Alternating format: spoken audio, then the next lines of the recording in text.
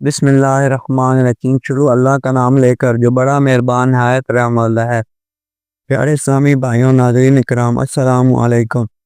اے وہ ذات جس نے کائنات کو پیدا کیا، جس نے پہاڑوں کو زمین پر گاڑ دیا اور جس نے انسان کو اپنی عبادت کے لیے پیدا کیا ہے، ہمارے رب ہمیں اپنی راہ دکھا، وہ راہ جس پر تیرے محبوب نبی کریم صلی اللہ علیہ وسلم چلے، اور ہمارے دلوں کو اپنی محبت سے بھر دے، آمین۔ قرآن کریم ان اول بیت وضع للناس، ترجمہ سورۃ ال عمران آیت نمبر 96۔ بے شک سب سے پہلا گھر جو لوگوں کے لیے بنایا گیا وہ مکہ میں ہے، برکت والا اور جہان والوں کے لیے ہدایت۔ یہ کعبہ ہے، یہ زمزم ہے، یہ صفا، یہ مروہ، یہ خاک مقدس، یہ نور کا جلوہ، یہ سب ہے نشان ابراہیم، یہ سب ہے اطاعت تسلیم کا۔ یہ داستان ہے محبت کی، یہ قصہ ہے ایک باپ کی جو اللہ کی رضا کے لیے اپنے لخت جگر کو قربان کرنے نکل کھڑا ہوا۔ یہ ذکر ہے اس پاک شہر کا جو اللہ کا پہلا گھر بنایا گیا، جہاں اللہ کا پہلا گھر بنایا گیا، اور یہ یاد ہے اس لمحے کی جب ایک بچے نے کہا، ابا جان آپ وہی کیجئے جو آپ کو حکم دیا گیا۔ زمین کا سب سے مقدس شہر مکہ معظمہ۔ بسم اللہ الرحمن الرحیم۔ دنیا میں سب شہر ہیں، دنیا میں بہت سے شہر ہیں، لیکن ایک شہر ایسا ہے جسے اللہ تعالیٰ نے خود امن والا قرار دیا، جسے بلد الامین کہا گیا۔ یہ وہی شہر ہے جہاں سے نور ہدایت پوری دنیا میں پھیلا۔ یہ شہر ہے مکہ معظمہ۔ آئیے آج کی اس ویڈیو میں مکہ کی قدیم تاریخ، مذہبی اہمیت اور جدید دور کے حیرت انگیز حقائق کو جانتے ہیں۔ مکہ کی تاریخ حضرت ابراہیم علیہ السلام، حضرت آدم علیہ السلام سے جڑی ہوئی ہے، اور اللہ تعالیٰ نے حضرت ابراہیم علیہ السلام کو حکم دیا کہ وہ اپنی بیوی حضرت حاجرہ اور بیٹے اسماعیل علیہ السلام کو ایک سنسان وادی میں چھوڑ آئیں۔ یہ وہی وادی تھی، مکہ کی وادی، جب حضرت حاجرہ پانی کی تلاش میں صفا اور مروہ کے درمیان دوڑ رہی تھی، تب اللہ نے ان کے قدموں کی برکت سے زمزم کا پانی جاری کیا۔ یہی پانی آج تک جاری رہا اور دنیا بھر کے حاجی اس سے سیراب ہوتے ہیں۔ بعد ازاں حضرت ابراہیم علیہ السلام اور حضرت اسماعیل علیہ السلام یہاں خانہ کعبہ کی تعمیر کی، جو زمین پر سب سے پہلا گھر ہے جو اللہ کی عبادت کے لیے بنایا گیا۔ قرآن مجید میں مکہ کی مختلف ناموں سے یاد کیا گیا۔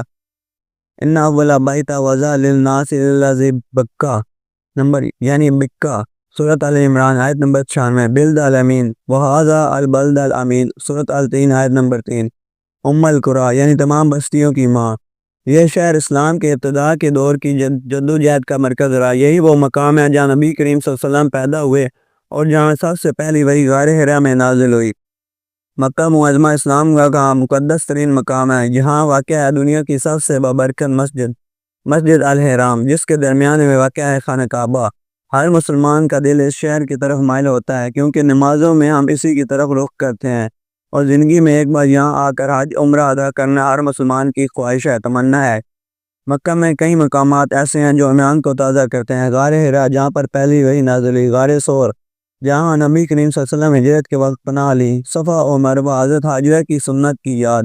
زمزم کا کنواں، جنت المعلیٰ، جہاں حضرت خدیجہ، نبی کریم صلی اللہ علیہ وسلم کے چاچا عبد المطلب اور دیگر عظیم شخصیات مدفن ہیں۔ آج کا مکہ جدید سہولیات سے آراستہ ہو چکا ہے۔ حاجیوں کے لیے بڑے ہوٹل، رستار اور شٹل سروس۔ ابراج البیت ٹاور، جس میں بڑی گھڑی، شاپنگ مال اور حاجیوں کے لیے رہائش موجود ہے۔ حرم شریف کے وسط جو آج لاکھوں افراد کو بے وقت عبادت کا موقع دیتی ہے، لیکن مکہ کی اصل عظمت آج بھی وہی ہے جو صدیوں پہلے تھی۔ یہ اللہ کا گھر ہے، یہ نبیوں کا مقام ہے، یہ امت مسلمہ کا قبلہ ہے۔ مکہ صرف ایک شہر نہیں، یہ ایمان کی جڑ ہے۔ یہ وہ جگہ ہے جہاں دل سکون پاتا ہے، جہاں آنکھیں اشک بار ہوتی ہیں اور جہاں دعائیں آسمانوں تک جاتی ہیں۔ اللہ تعالیٰ ہمیں بار بار اس پاک شہر کی زیارت نصیب فرمائے، آمین، اور مکہ معظمہ کی عظمت دلوں میں ہمیشہ زندہ رہے، آمین۔ قرآن مجید میں اللہ تعالیٰ نے فرمایا، ان الاول بیت وضع للناس للذی بکہ مبارکہ وبدع العالمین، سورۃ ال عمران آیت نمبر 96۔ یعنی سب سے پہلا گھر جو لوگوں کے لیے مقرر کیا گیا وہی ہے جو مکہ میں ہے، بابرکت ہے اور تمام جہانوں کے لیے ہدایت ہے۔ دراصل مکہ ہی کا نام اور مقبرہ کا نام ہے۔ بعض مصورین کے مطابق مکہ خانہ کعبہ کے آس پاس کا علاقہ تھا، جبکہ مکہ پورے شہر کو کہا جاتا ہے۔ قرآن مجید میں مکہ کو یہ لقب بھی دیا گیا، وَهَٰذَا الْبَلْدَ الْآمِينَ، سورۃ ال3 آیت نمبر 30۔ اور اس امن والے شہر کی قسم۔ ایک اور مشہور نام القریٰ، وَكَذَٰلِكَ، سورۃ الشعراء آیت نمبر 7۔ ترجمہ: اور ہم نے تمہاری طرف عربی قرآن اس لیے وحی کیا تاکہ تم القرا مکہ اور اس کے ارد گرد والوں کو خبر کرو۔ خانہ کعبہ کو البیت العتیق قدیم گھر بھی کہا گیا ہے۔ سورۃ الحج آیت نمبر 29۔ بعض روایات کے مطابق خانہ کعبہ کی ابتدائی بنیاد حضرت آدم علیہ السلام کے دور میں رکھی گئی۔ حضرت آدم نے سب سے پہلے خانہ کعبہ کی جگہ اللہ کے حکم سے طواف کیا۔ مکہ قریش کا مرکز تھا جو خانہ کعبہ کے متولی بھی تھے۔ اس دور میں عربوں نے کعبہ کے اندر بت رکھ دیے 360 سے زائد، لیکن کعبہ کی اصل عظمت قائم رہی۔ نبی کریم صلی اللہ علیہ وسلم کی پیدائش سے پہلے بھی کعبہ کا احترام تمام عرب قبائل کرتے تھے۔ مکہ قدیم زمانے میں تجارتی قافلوں کا اہم مرکز تھا۔ رحلۃ الشتاء والصیف یعنی سردیوں اور گرمیوں کی تجارت کا ذکر قرآن میں بھی ہے۔ سورۃ القریش، غار حرا، غار ثور، زمزم کا کنواں، جنت الملی سب قدیم دور کی یادگاریں ہیں جو آج بھی موجود ہیں۔ کیا آپ نے کبھی سوچا کہ وہ شہر جسے آج دنیا مکہ مکرمہ کہتی ہے اس کی بنیاد کب رکھی گئی؟ کیا آپ جانتے ہیں کہ یہ شہر صرف حضرت محمد صلی اللہ علیہ وسلم کے زمانے سے نہیں بلکہ حضرت آدم علیہ السلام کے وقت سے اللہ کا منتخب کردہ مقام رہا؟ آج ہم آپ کو لے کر چلتے ہیں قریب مکہ کی سیر پر، جہاں زمین پر اللہ کا پہلا گھر تعمیر ہوا، جہاں اللہ کے پیارے نبیوں کے قدموں کے نشان ہیں اور جہاں سے ایمان کا سورج طلوع ہوا ہے۔ مکہ معظمہ حضرت اسماعیل علیہ السلام کی بیس مسکن میں گزر چکا کہ وہ عرب تھا۔ مقام ذبح کی توہین میں یہ ثابت ہو چکا کہ وادی مکہ تھا۔ اس بنا پر مکہ کی نسبت ایک بیس نہایت قدیم زمانے سے تعلق رکھتی ہے۔ متعصب عیسائی مورخ لکھتے ہیں کہ اس شہر کی قدامت کا دعویٰ مسلمانوں کا خاص دعویٰ ہے، قدیم تاریخوں میں اس کا نشان نہیں۔ اس بنا پر ہم اس بیس کو کسی قدر تفصیل کے ساتھ پیش کر رہے ہیں۔ مکہ کا قدیم اور اصلی نام بکہ ہے جو قرآن مجید میں ہے۔ سورۃ العمران آیت نمبر 10۔ پہلا متبرک گھر جو آدمیوں کے لیے بنایا گیا وہ بکہ تھا۔ کتاب زبور آیت 83-2 میں ہے۔ بکہ کی وادی میں گزرتے ہوئے اسے ایک کنواں بتاتے، برکتوں سے مورد کو ڈھانک لیتے، قوت سے قوت تک ترقی کرتے کرتے چلے جاتے ہیں۔ اس عبارت میں بکہ کا جو لفظ ہے یہ وہی مکہ معظمہ ہے، لیکن اگر اس لفظ کو اس میں علم کے بجائے مشتق قرار دیں تو اس کے معنی رونے کے ہوں گے، اور یہ وہی عربی لفظ بکا ہے، کیونکہ یہود و نصاری ہمیشہ مکہ کی وقت بکت مٹانے کے لیے درپے رہتے ہیں۔ اس لیے بہت سی مترجمین نے عبارت مذکورہ میں بکہ کا ترجمہ رونا کر دیا ہے، لیکن ہر شخص خود سمجھ سکتا ہے کہ اس حالت میں وادی بکہ کے کیا معنی ہوں گے۔ زبور کی عبارت مذکورہ کی اوپر کی آیتوں سے صاف معلوم ہوتا ہے کہ اس نشید میں حضرت داؤد نے مکہ معظمہ اور مروہ اور قربان گاہ اسماعیل علیہ السلام کی نسبت اپنا شوق اور حسرت ظاہر کی ہے۔ اوپر کی عبارت یہ ہے کہ حضرت داؤد خدا سے کہتے ہیں، اے فوجوں کے خدا، تیرے مسکن کس قدر شریح ہیں، میرا نفس خدا کے گھر کا مشتاق ہے بلکہ عاشق ہے۔ اے خدا، تیرے قربان گاہ میرے مالک اور میرے خدا ہیں۔ مبارکی ہو ان لوگوں کو جو تیرے گھر میں ہمیشہ رہتے ہیں اور تیری تسبیح پڑھتے ہیں۔ اس کے بعد بکہ والی آیتیں ہیں۔ اب غور کرو، حضرت داؤد جس مقام کے پہنچنے کا شوق ظاہر کرتے ہیں وہ اس مقام پر صادق آ سکتا ہے جس میں عزم ظاہر باتیں پائی جاتی ہیں۔ نمبر 1 قربانی گاہ ہو۔ نمبر 2 حضرت داؤد کے وطن سے دور ہو، وہاں تک سفر کر کے جائیں۔ وہ وادی مکہ وادی بکا کہلاتا ہے۔ وہاں مقام مورا بھی ہو۔ ان باتوں کو پیش نظر رکھو تو قطعاً یقین ہو جائے گا کہ بکہ وہی مکہ معظمہ اور مورد وہی مروت ہے۔ اس کے ساتھ یہ بھی اندازہ ہوگا کہ یہودی کس طرح تعصب سے الفاظ کو عدل بدل کر دیتے ہیں۔ یعرفون الکلمہ ان المواسی۔ ڈاکٹر انسنگٹن نے ڈکشنری آف دی بائبل میں وادی بکا پر جو آرٹیکل لکھا اس کا خلاصہ یہ ہے، اس لفظ سے اگر کوئی وادی مراد ہے تو وہ حسب ظاہر ہو سکتی ہے۔ ایک وادی جس میں ہو کر زائرین بیت المقدس جاتے ہیں۔ وادی اخور جو یشاع باب 8 آیت 24 وغیرہ میں مذکور ہے۔ وادی رفیون جو سامویل 2 باب 5 وغیرہ میں مذکور ہے۔ کو سینا کی ایک وادی ہے۔ بیت المقدس تک جو کاروانی راستہ شمال سے آتا ہے اس راستے کی آخری منزل ہے۔ دیکھیں رینان کی کتاب حیات عیسیٰ۔ لیکن کیا عجیب بات ہے کہ ڈاکٹر انسنگٹن کو اتنے اطلاعات کثیرہ میں کہیں مکہ معظمہ کا پتہ نہیں لگتا۔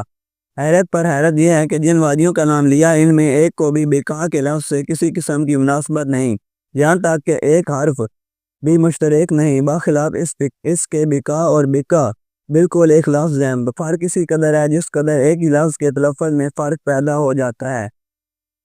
مارگولیس اپنی کتاب میں لکھتا ہے اگرچہ مذہبی خیال کی وجہ مسلمانوں نے اپنے مذہبی مرکز کو نہایت قدیم البنا قرار دیا ہے، لیکن صحیح روایت سے پتہ چلتا ہے کہ مکہ کی سب سے قدیم عمارت محمد صلی اللہ علیہ وسلم کے صرف چند پشت قبل تعمیر ہوئی تھی۔ مارگولیس نے اس کے ثبوت میں صحابہ کا حوالہ بھی دیا ہے اور ہم کو بھی اس کی صحت سے انکار نہیں، لیکن اس کل بیان میں مغالطہ ہے جس کو ہم نے اصل کتاب میں ظاہر کر دیا ہے۔ جدید انسائکلوپیڈیا میں محمد صلی اللہ علیہ وسلم کے عنوان سے جو مضمون ہے وہ مارگولیس کا ہے۔ اس میں مکہ معظمہ کی نسبت لکھا ہے کہ قدیم تاریخوں میں اس شہر کا نام نہیں ملتا، بجز اس کے کہ زبور آیت 84 دو وادی بکا کا لفظ ہے، لیکن مارگولیس صاحب اس تاریخی شہادت کو ضعیف سمجھتے ہیں۔ پروفیسر دوزی جو فرانس کا مشہور محقق اور عربی دان عالم ہے، وہ لکھتا ہے بکا وہی مقام ہے جس کو یونان جغرافیہ دان مقروبہ لکھتے ہیں، لیکن مارگولیس کو پروفیسر دوزی کے بیان پر بھی اعتماد نہیں۔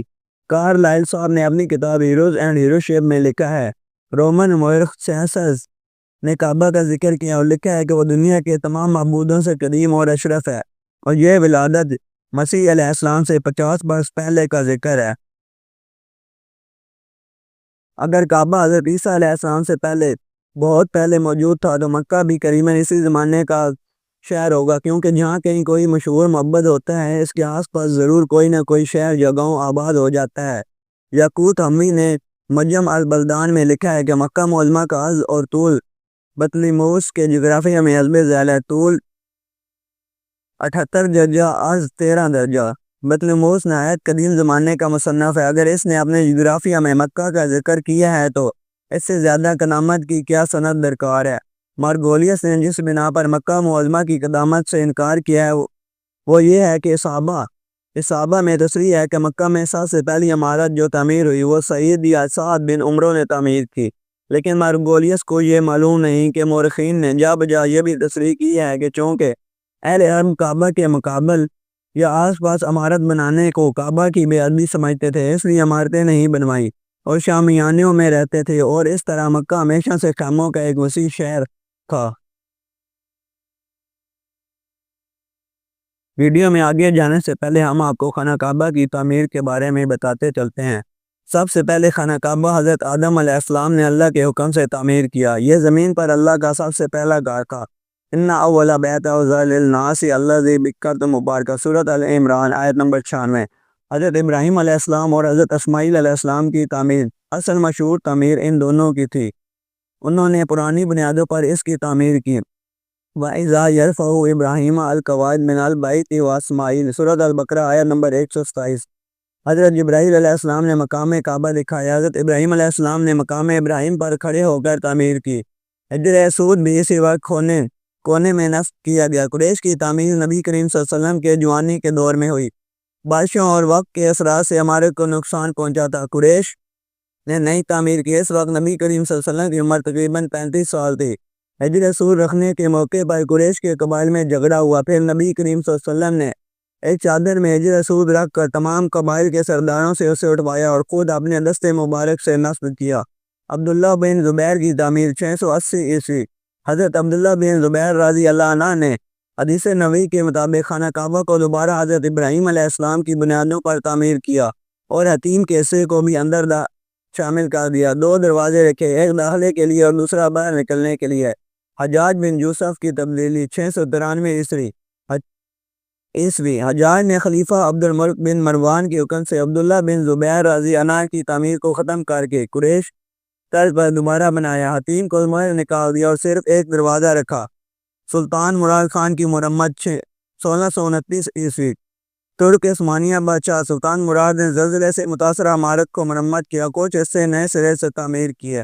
سعودیہ حکومت کے دور کے مرمتیں 20ویں اور 21ویں صدی، سعودی عرب میں جدید تعمیراتی مواد سے عمارت کو مضبوط کیا گیا، مطاف کو کشادہ کیا گیا، فرش کو سنگ مرمر سے بنایا گیا اور اندرونی سطوح بھی نئے انداز سے سجائے گئے۔ خانہ کعبہ کی اندرونی صفائی، غلاف کعبہ کی تعمیر اور اندرونی دیواروں پر قرآنی آیات کی خطاطی کی گئی۔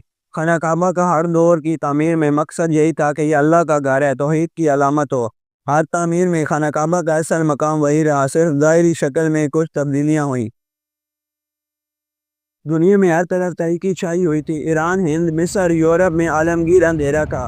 قبول حق ایک طرف، ایک وسیع خطہ خاک میں گز بھر زمین نہیں ملتی جہاں کوئی شخص خالص خدائے واحد کا نام لے سکتا۔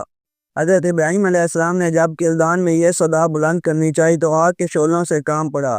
مصر آئے ناموس کو خطرہ کا سامنا ہوا، فلسطین پہنچے، کسی نے بات تک نہ پوچھی۔ خدا کا جہاں نام لیتے تھے، شرک اور بت پرستی کے غلغلہ میں آواز دب دب کر رہ جاتی تھی۔ معمورہ عالم کے صفحے نقشۂ بازا سے ڈھک چکے تھے۔ اب ایک سادہ بے رنگ ہر قسم کے نقش و نگار سے مہر اوراق درکار تھا جس پر تغرائے حق لکھا جائے۔ یہ صرف حجاز کا صحرائے ویران تھا جو تمدن اور عمران کے داغ سے کبھی داغدار نہیں ہوا تھا۔ حضرت ابراہیم علیہ السلام حضرت ہاجرہ علیہ السلام اور اسماعیل علیہ السلام کو عرب میں لائے، ان کو یہیں آباد کیا۔ حضرت سارہ علیہ السلام نے جیسا کہ تورات میں ہے کچھ عرصہ کے بعد انتقال کیا۔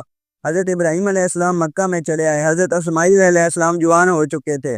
اعلان حق میں ایک آواز ہاتھ آیا، دونوں نے مل کر ایک چھوٹے سے چوکھٹے گھر کی بنیاد ڈالی۔ وَإِذَا يَرْفَعُ إِبْرَاهِيمُ الْقَوَاعِدَ مِنَ الْبَيْتِ وَإِسْمَاعِیلُ، سورۃ البقرہ آیت نمبر 10۔ اور جب کہ ابراہیم علیہ السلام خانہ خدا کی دیواریں اٹھا رہے تھے، گھر بن چکا تو وہی الہی نے آواز دی، وَطَہَّرَ بَيْتِیَ لِلطَّائِفِینَ، سورۃ حج آیت نمبر 27 آیت نمبر 25۔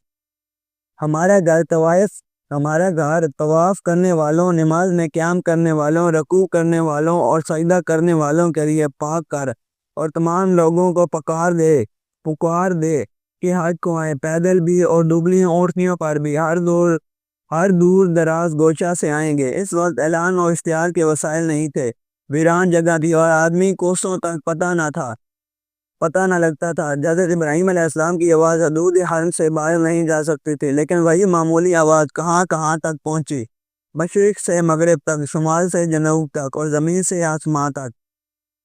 بطلیموس کے جغرافیہ کا ترجمہ عباسیوں کے زمانے میں ہو گیا تھا۔ مسعودی اور ابن الندیم نے اکثر اس کے حوالے دیے ہیں۔ محققین کے بیان کے مطابق حضرت ابراہیم علیہ السلام نے خانہ کعبہ کی مددم اور بے نشان عمارت کی دوبارہ بنیاد اٹھا کر بلند کی۔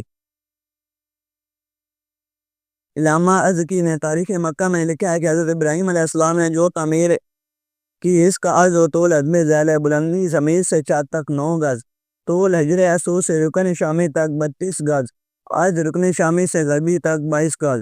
عمارت بن چکی تو حضرت ابراہیم علیہ السلام نے حضرت اسماعیل علیہ السلام سے کہا کہ ایک پتھر لاؤ تاکہ ایسے مقام پر لگا دو جہاں سے طواف شروع کیا جائے۔ تاریخ مکہ موسوم با اعلام بیت الاحرام میں ہے۔ پھر حضرت ابراہیم علیہ السلام نے حضرت اسماعیل علیہ السلام سے کہا کہ ایک پتھر لا دو تاکہ میں ایسی جگہ نصب کر دوں جہاں سے لوگ طواف شروع کریں۔ خدا کا یہ گھر ایک ایسا سادہ تعمیر ہوا تھا کہ نہ چھت تھی، نہ کواڑ اور نہ چوکھٹ بازو تھے۔ جب قصب انقلاب کو کعبہ کی تولید حاصل ہوئی تو اس نونوں نے قدیم عمارت گرا کر نئے سرے سے تعمیر کی اور کھجور کے تختوں کی چھت ڈالی۔ کعبہ کی برکت اور کشش سے لوگ آس پاس آباد ہونے لگے، چنانچہ سب سے پہلے قبیلہ جرم آ کر آباد ہوا۔ اس قبیلہ میں مزاج بن عمرو جرمی ایک ممتاز شخص تھے۔ حضرت اسماعیل علیہ السلام نے ان کی لڑکی سے شادی کی اور ان سے 12 اولادیں ہوئیں جن کے نام تورات میں مذکور ہیں۔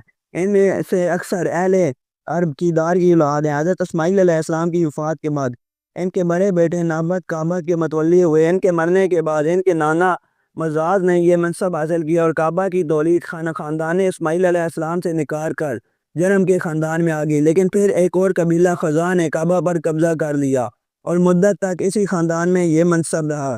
حضرت اسماعیل علیہ السلام کا خاندان موجود تھا لیکن اس نے کچھ مزاحمت نہیں کی۔ قصہ بن انقلاب کا زمانہ آیا تو انہوں نے اپنی آبائی حق حاصل کیا، چنانچہ اس کی تفصیل آگے آ رہی ہے۔ حرم کعبہ پر سب سے پہلے جس نے پردہ چڑھایا وہ یمن کا امیری بادشاہ اسد طبع تھا۔ یمن میں خاص قسم کی چادریں بنی جاتی تھی جن کو پرمرد یمانی کہتے ہیں۔ یہ پردہ انہی چادروں سے تیار کیا گیا تھا۔ قصب انقلاب کے زمانے سے تمام قبائل پر ایک محصول لگا دیا گیا جس سے پردہ تیار کیا جاتا تھا۔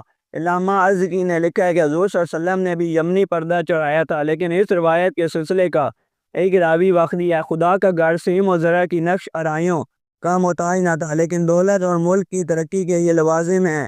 اس لیے حضرت عبداللہ بن زبیر رضی اللہ عنہ جب خلیفہ ہوئے تو انہوں نے کعبہ کے ستونوں پر سونے کے پتھر چڑھائے۔ عبد الملک بن مروان نے اپنے زمانے میں اب ہم اس ویڈیو کے اختتام کی طرف جاتے ہیں اور آپ کو جاتے جاتے حضرت اسماعیل علیہ السلام کی قربانی کے بارے میں بتاتے چلتے ہیں۔ حضرت ابراہیم علیہ السلام بہت بڑھاپے میں اللہ سے اولاد کی دعا کی، ربا حبا لیلا من الصالحین، سورۃ الصافات آیت نمبر 100۔ اللہ تعالیٰ نے انہیں حضرت اسماعیل علیہ السلام کی صورت میں نیک بیٹا عطا فرمایا۔ پھر حضرت ابراہیم علیہ السلام نے خواب دیکھا، جب حضرت اسماعیل علیہ السلام کچھ بڑے ہوئے، حضرت ابراہیم علیہ السلام نے خواب میں دیکھا کہ وہ اپنے بیٹے کو ذبح کر رہے ہیں۔ انبیاء کے خواب وہی ہوتے ہیں، اس لیے حضرت ابراہیم علیہ السلام نے فوراً حکم الہی کی تعمیل کا ارادہ کیا۔ حضرت ابراہیم علیہ السلام نے حضرت اسماعیل علیہ السلام فرمایا، یا بنی انی اریت، بیٹا میں خواب میں دیکھتا ہوں کہ میں تجھے ذبح کر رہا ہوں، تمہاری رائے کیا ہے؟ حضرت اسماعیل علیہ السلام نے جواب دیا، اے میرے ابا، جو حکم دیا گیا ہے وہ کر گزریے، انشاءاللہ آپ مجھے صبر کرنے والوں میں پائیں گے۔ سورۃ الصافات آیت نمبر 102۔ حضرت ابراہیم علیہ السلام بیٹے کو ساتھ لے کر میدان منع میں گئے، آنکھوں پر پٹی باندھی اور حضرت اسماعیل علیہ السلام کو ذبح کرنے کے لیے چھری جلائی۔ اللہ تعالیٰ نے حضرت ابراہیم علیہ السلام کی اس عظیم قربانی کو قبول فرمایا اور حضرت اسماعیل علیہ السلام کو بچا لیا۔ ان کی جگہ ایک عظیم دمبا جنت سے آیا بھیجا گیا اور ہم نے ان کی جگہ ایک عظیم قربانی دے دی۔ سورۃ الصافات آیت نمبر 107۔ یہ واقعہ قربانی کی سنت کی بنیاد بنا۔ اسی عظیم قربانی کی یاد میں ہر سال مسلمان عید الاضحیٰ پر جانور قربان کرتے ہیں۔ اللہ کی رضا کے لیے سب کچھ قربان کرنے کی مثال، بیٹے کی فرما برداری اور باپ کی اطاعت الہی کی عظیم داستان، ایمان، صبر اور تسلیم اور رضا کی بلند ترین مثال ہے۔ حضرت اسماعیل علیہ السلام کی قربانی، خدا کا گھر بن چکا تو ضرورت تھی کہ اس کی نوعیت اور خدمت کے لیے کوئی نفس کچھ سی تمام مشاغل سے الگ ہو کر اپنی زندگی اس پر نظر چڑھا دے۔ اس قسم کی نظر کو ابراہیمی شریعت میں قربانی سے تعبیر کرتے تھے۔ تو رات میں یہ محاورہ باکثرت آتا ہے، جیسا کہ ہم اوپر دیکھ چکے ہیں۔ یہ ویڈیو میں آپ کو بتا چکا ہوں، انبیاء علیہ السلام پر جو وحی آتی ہے اس کے مختلف انواع ہیں، جن میں سے ایک خواب بھی ہے۔ چنانچہ صحیح بخاری باب بدء الوحی میں ہے کہ حضور صلی اللہ علیہ وسلم پر وحی کی جو ابتدا ہوئی خواب سے ہوئی۔ یہ خواب کبھی تمثیلی ہوتا ہے، جس طرح حضرت یوسف علیہ السلام نے آفتاب اور ماہتاب اور ستاروں کو سجدہ کرتے دیکھا تھا۔ بہرحال حضرت ابراہیم علیہ السلام کو خواب دکھلایا گیا کہ اپنے حضرت یوسف علیہ السلام نے کہ اپنے بیٹے کو اپنے ہاتھ سے ذبح کر رہے ہیں۔ انہوں نے اس خواب کو عینی سمجھا اور بینات اس کی تعمیل پر آمادہ ہوئے۔ حضرت ابراہیم علیہ السلام کو اپنے استقلال اور جانثاری پر اعتماد تھا، لیکن یہ تحقیق طلب تھا کہ 5 سالہ نوجوان بھی اپنی گردن پر چھری چلتے دیکھ سکتا ہے یا نہیں۔ بیٹے سے مخاطب ہو کر کہا، سورۃ الصافات آیت نمبر 102، بیٹا میں خواب میں دیکھتا ہوں کہ میں تجھ کو ذبح کر رہا ہوں، تو بتا تیری کیا رائے ہے؟ بیٹے نے نہایت استقلال صبر سے جواب دیا۔ سورۃ الصافات آیت نمبر 103، ابا جان، آپ کو جو حکم ہوا ہے وہ کر گزریے، خدا نے چاہا تو میں ثابت قدم رہوں گا۔ حضرت عمر رضی اللہ عنہ نے اپنے زمانے میں قبائتی کا پردہ چڑھایا تھا جو مصر میں بنایا جاتا ہے۔ ان کے بعد معمول ہو گیا کہ ہر خلیفہ اپنی عہدی خلافت میں پردہ چڑھاتا تھا۔ بنو امیہ نے دیباچہ کا پردہ چڑھایا تھا۔ مامون رشید ہر سال 3 پردے چڑھاتا تھا۔ حج کے زمانے میں دیبائے احمر کار، جب میں قبائتی کا عید الفطر میں دیبائے سفید کا مصر میں، جب سلطان صالح ابن سلطان قلادون بچہ ہوا تو مصر کے 2 گاؤں پردے کے مثالث کے لیے وقف پکار دیے۔ جب ترکی خاندان قسطنطنیہ میں حکمران ہوا تو سلطان سلمان نے چند گاؤں اور اضافے کر دیے۔ اعلام بیت الاحرام خانہ کعبہ پر پردہ چڑھانے کی تاریخ باب تفسیر فتوح البلدان بالزری اور تاریخ مکہ ازرقی اور مجمع البلدان وغیرہ میں ہے۔ ہم نے اخیر تصنیف یعنی اعلام کو لیا ہے کہ وہ ان سب کے بعد کی تصنیف اور جامع ہے۔ اب ایک طرف 9 سالہ پیر ضعیف ہے، جس کو دعائے ہائے سحر کے بعد خاندان نبوت کا چشم و چراغ عطا ہوا تھا، جس کو وہ تمام دنیا سے زیادہ محبوب رکھتا تھا۔ اب اسی محبوب کے قتل کے لیے اس کی آستینیں چڑھ چکی تھی اور ہاتھ میں چھری ہے۔ دوسری طرف نوجوان بیٹا جس نے بچپن سے آج تک باپ کی محبت آمیز نگاہوں کی گود میں پرورش پائی ہے اور اب باپ ہی کا مہر پرور ہاتھ اس کا قاتل نظر آتا ہے۔ ملائکہ قدسی، فضائے آسمانی، عالم کائنات یہ حیرت انگیز تماشا دیکھ رہے ہیں اور انگشت بدندا ہیں کہ دفتن عالم قدس سے آواز آتی ہے، یا ابراہیم قد صدقت الرؤیا انا کذالک نجزی المحسنین۔ سورۃ الصافات آیت نمبر 105، ابراہیم، وہ نے خواب کو سچا کر دکھایا، ہم نیک بندوں کو اسی طرح اچھا بدلہ دیا کرتے ہیں۔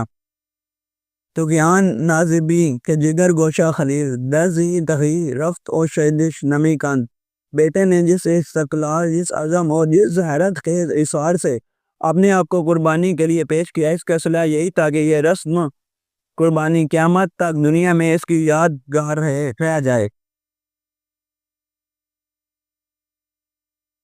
جبکہ مکہ کی گرم ریت پر ایک باپ نے بیٹے کو اللہ کے حوالے کیا، جب کعبہ کی دیواروں میں اطاعت کا گارا اور محبت کا پانی استعمال ہوا، جب قربانی تعمیر اور افواہ کی بنیادوں پر اللہ کا گھر بلند ہوا، تب ایک پیغام دنیا کے لیے لکھا گیا کہ اللہ کی راہ میں کچھ بھی قربان کرنا ہو، مومن پیچھے نہیں ہٹتا۔ یہی پیغام ہمیں نبی آخر زمان صلی اللہ علیہ وسلم کی سیرت سے بھی ملتا ہے۔